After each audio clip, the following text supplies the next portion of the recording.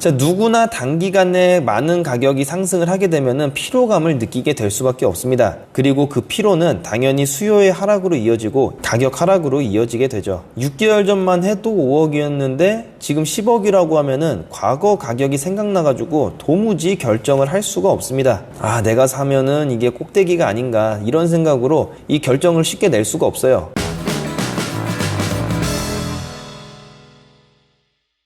자, 반갑습니다. 지금도 현재 진행형인 이 부동산 가격 상승에 피로감을 느끼지 않는 사람은 아마도 없을 겁니다. 이제 막 집을 사기 시작한 분이 아니라면은 대부분 분들은 소폭 하락 내지 조정 이런 게 오기만을 바랄 뿐이겠죠. 어차피 폭락은 오지 않을 것이라는 거는 누구나 알고 있고, 폭락이 오게 되면은 부동산 문제뿐만 아니라 대한민국 경제 기반이 흔들릴 수 있기 때문에 나라가 망하기를 바라면서까지 폭락이 오기를 바라는 사람은 아마도 별로 없을 겁니다. 그런데 늘상 폭락을 주장하시는 분들이 있어요. 5년 이상 꾸준하게 말씀하시는 분들도 계시고, 아니면 한 2년, 3년 요 정도 말씀하시는 분들도 계시고, 심지어 최근 몇 달 전부터 얘기를 하시는 분들도 계십니다. 단순하게 가격이 좀 하락한다 이런 식으로 얘기하는 게 아니라 정말 말 그대로 이 어그로를 끌면서 폭락할 거다, 그러니까 지금 집 사면은 완전히 똥 밟는 거다, 이런 식으로 자극적인 말을 써가면서 이 폭락을 주장하시는 분들이 있으신데, 오늘은 이분들이 얼마나 어리석은 소리를 하는지 그 4대 근거를 바탕에 두고 한번 이야기를 해보겠습니다. 신문 기사에는 3대 근거라고 하는데 제가 봤을 때는 한 4대 근거쯤 되는 것 같아요. 4가지 이유를 꼭 얘기를 하더라고요. 자, 먼저 첫 번째로 이분들은 M2, M1 아니면 바젤 3 이런 얘기를 하면서 가격은 떨어진다라고 늘상 주장을 해왔습니다. 자, 이게 뭔지 아주 간단하게 제가 말씀을 드리면은 M1이나 M2 이런 건 이제 유동성의 종류라고 해야 되나 그런 거를 말하는 거고,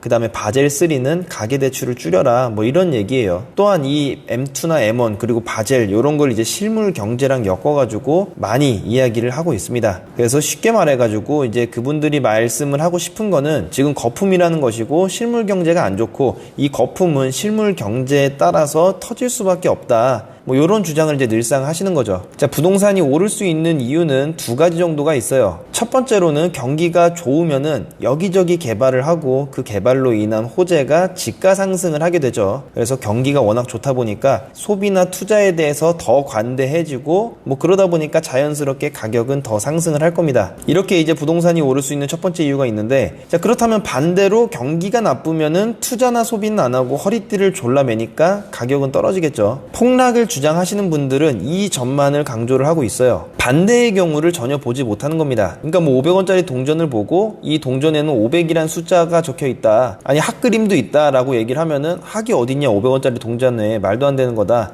500원 숫자만 있는 거다, 이렇게 얘기하는 거랑 똑같은 거예요. 부동산이 오를 수 있는 2번째 이유는 역설적이게도 경기가 안 좋아서 오르기도 합니다. 경기가 나쁘면은 국가는 나쁜 경기를 두고만 보지는 않겠죠. 그래서 경기를 살리기 위해서 노력을 하는데 그중 하나가 바로 금리를 낮추는 겁니다. 시중 유동성을 풀어버려가지고 거품을 일부러 유발을 시키는 건데, 경기는 안 좋지만 소비를 활성화시켜서 경기를 살리려고 하는 것이고, 그렇게 거품의 크기는 점점 줄이는 그런 방식으로 해서 국가는 이 경기를 살리기 위해서 노력을 합니다. 자, 시장에 돈이 많이 풀리면 사람들은 경기가 좋아졌다고 착각을 해서 투자를 하거나, 아니면은 경기가 나쁜 걸 알아서 일부러 투자를 합니다. 경기가 좋아졌다고 해서 착각하는 거는 코스피 지수가 연일 오르고 부동산도 연일 오르니까 여기에 경기가 좀 좋아졌나 라고 착각을 하는 거고, 경기가 나쁜 걸 알아서 그래서 일부러 투자를 하는 거는 이 부동산 자산을 안전자산으로 인식을 하기 때문에 일부러 투자를 하는 거죠. 자, 이게 무슨 뜻이냐? 대표적인 안전자산으로는 금이 있는데, 이 금은 보통 경기가 나빠지면은 오르는 그런 습성을 보입니다. 예를 들어가지고 전쟁이 나게 된다, 그러면 지금까지 가지고 있었던 화폐는 아무짝에도 쓸모가 없어집니다. 그 돈을 받아주는 사람 자체가 다 사라졌기 때문에 이 화폐는 더 이상 가치가 없어지는 거죠. 자, 그렇게 되면 달러로 거래를 하게 되는데, 달러도 무한정 찍어낼 수 있다는 단점이 있기 때문에 지금까지는 그래도 관리를 잘하고 있지만 언제까지나 이 기축통화로 있을 거란 보장이 없어요. 대표적으로 짐바브웨 같은 경우에도 달러의 가치가 워낙에 하락해가지고 100조 달러 같은 것들이 나오죠. 미국도 이러지 않으라는 법이 없습니다. 자, 그런데 그거에 비해서 금은 불변이에요. 금의 가치는 유동적이긴 한데 금 자체만 봤을 때는 나라가 망했다고 해도 다른 나라에서 통용이 되기 때문에 나라가 망해가면 갈수록 금값은 오르게 되는 거죠. 자, 그러나 아까 부동산과 마찬가지로 경기가 좋아도 혹은 좋아질 신호가 보여도 금값은 오를 수가 있어요. 경기를 부양시키기 위해서 달러를 찍어낸 달러의 가치가 하락을 하니까 이 인플레이션으로 인해 가지고 금의 가격이 오르는 거죠. 즉 가치는 같은데 이 값 자체는 오를 수 있다, 이런 얘기입니다. 뭐 그게 아니라면 정말 호황기에도 이 금값이 오를 수도 있어요. 자, 이렇게 안전자산으로 대표되고 있는 금마저도 불황 때 오를 수도 있고 호황 때 오를 수도 있고 불황에서 호황으로 가는 길목에 오를 수도 있고 반대로 호황에서 불황으로 가는 길목에 오를 수도 있을 만큼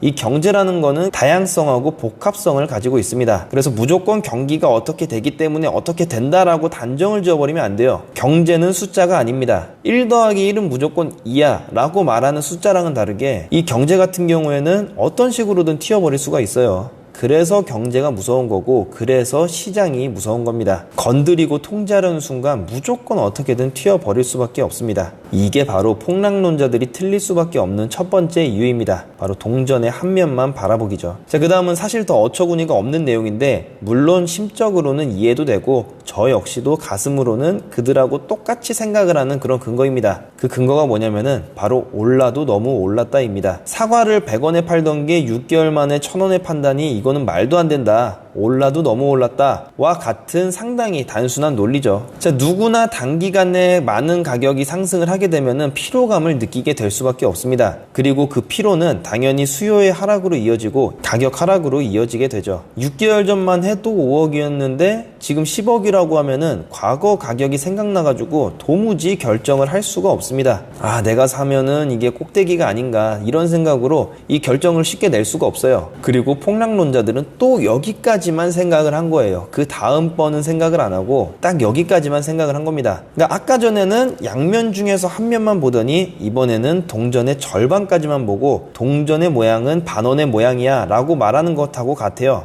6개월 전에 5억이고 3개월 전에 10억이고 1개월 전에 15억이다. 그리고 여러분들은 20억을 가지고 있다. 이럴 경우에 여러분들은 과연 무조건 안 사고 버틸 수가 있을까요? 이 15억까지 올라간 게 다시 5억이 되겠네 이렇게 생각을 할까요? 이 경기라는 거에는 흐름이라는 게 있습니다.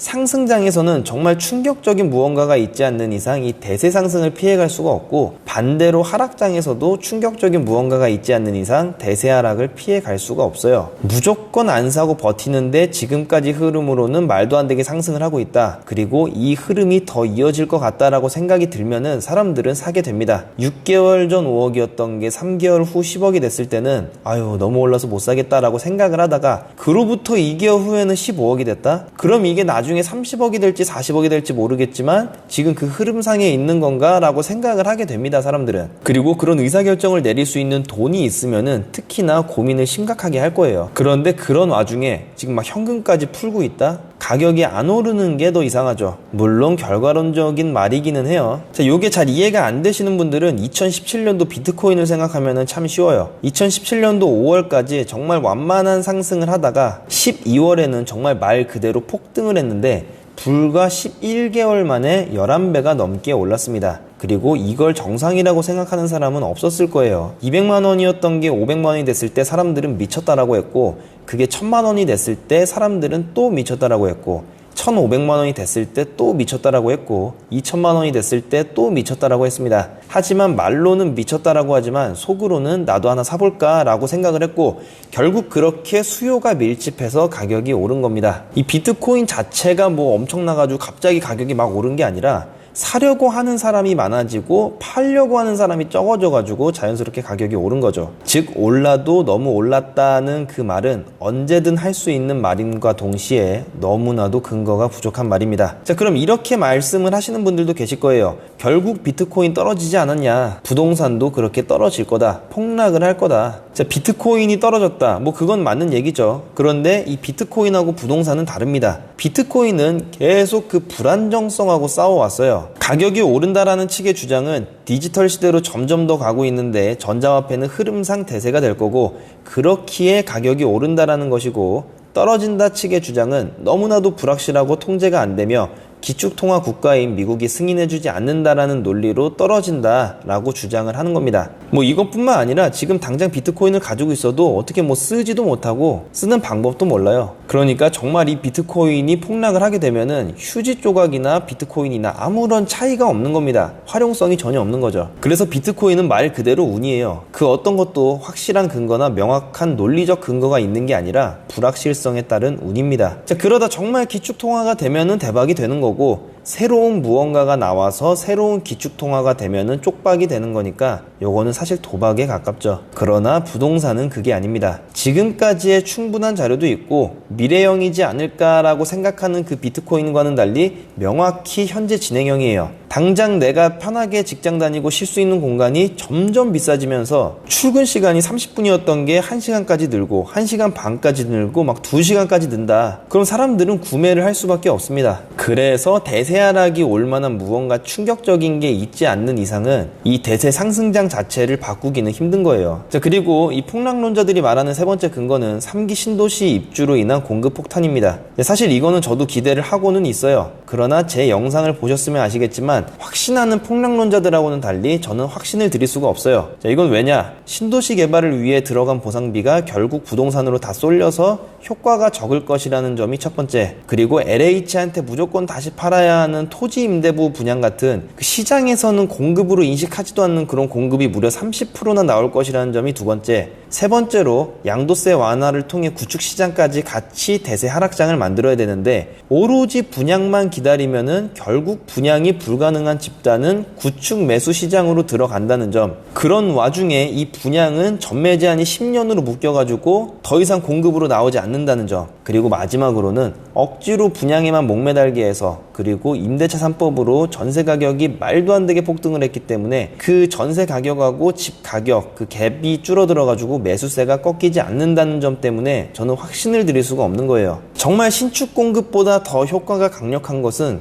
구축 공급입니다. 집이 안 팔려서 근심이 가득한 얼굴이 주변에 나타나야지 사람들이 매수하는 것 자체를 꺼려하는데 지금 사람들은 그렇지 않아요. 집이 안 팔린다라고 말하는 사람들을 보면은 시세보다 한 2억을 비싸게 불러놓고선 아이고 안 팔리네 하면서 그냥 웃고 다닙니다. 그 유명한 분 한 분도 계시죠. 뭐 그러다 보니까 이 부동산 강세가 꺾일래야 꺾일 수가 없는 거죠. 그런데 오로지 신축 공급만 갖고 뭐 공급이 많으니 가격이 떨어질 거다라고 얘기를 하는 거는 장기는 썩어 문드러지는데 나한테 식스팩이 있다고 건강하다라는 식으로 말하는 것밖에는 안 돼요. 그러니까 몸은 뚱뚱해도 장기가 튼튼하고 내실이 갖춰진 것이 더 건강한 것이라는 거를 이 폭락론자들은 전혀 모르는 겁니다. 몸에 암덩어리가 있건 뭐하건 그냥 내 몸에 근육질이고 이러면 건강하다고 생각을 하는 거예요. 자, 마지막으로 네 번째 근거는 코로나 증식으로 금리가 인상되면서 유동성 약화로 가격이 잡힌다는 건데 이건 첫 번째랑 어떻게 보면 좀 비슷하면서 내용이 조금 달라요. 지금은 기준금리가 0.5%밖에 안 되어가지고 매월 50만 원만큼의 이자만 내지만 코로나가 종식되어서 경기가 회복이 되면은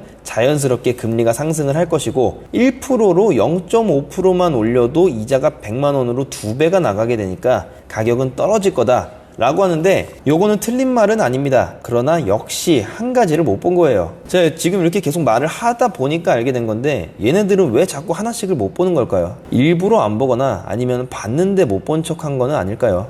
첫 번째 근거에서 경기가 좋으면 가격이 오르고 경기가 나쁘면 가격이 떨어진다라는 게 얘네들의 주장이라고 제가 말씀드렸죠. 그런데 이번에는 경기가 좋아지니까 가격이 떨어진다라고 하는 겁니다. 자, 우리가 아파트를 분양을 받게 되면은 분양을 받았다라고 합니다. 그러나 건설사는 요거를 분양을 했다라고 안 하고 공급을 했다라고 표현을 해요. 그래서 어떤 사람의 계약서를 보면은 분양 계약서라고 적혀 있지만 과반이 넘는 사람들의 계약서를 보면은 공급 계약서라고 작성이 되어 있습니다. 즉 똑같은 거를 누가 부르냐에 따라서 다르게 부른다라는 거예요. 자, 우리는 엄마한테 엄마라고 부르지만 우리의 할머니는 우리 엄마를 보고 딸이라고 불러요. 똑같은 사람인데 그렇게 서로 부르는 호칭이 다릅니다. 폭락론자들은 똑같은 걸 말하면서 어떤 때는 오른다, 어떤 때는 떨어진다라고 얘기를 해요. 즉 이거는 제가 엄마를 어느 날 갑자기 딸 이렇게 부르는 거하고 똑같은 거예요. 굉장히 황당한 거죠. 자, 여튼 이번에는 경기가 좋아져서 떨어진다라고 한번 해볼게요. 그러면은 금리가 오르기 때문에 떨어진다. 당연히 충분히 그럴 수 있습니다. 너무나도 지당한 말이긴 한데 이번에는 현재 대출 비율이 굉장히 낮게 잡히고 있다는 점을 간과한 것 같아요. 또한 잘못된 정책으로 인해서 가격이 계속해서 상승한다는 그 대세 상승장이라는 것을 간과한 것 같고요. 만약에 이자로 50만 원이 늘어났다?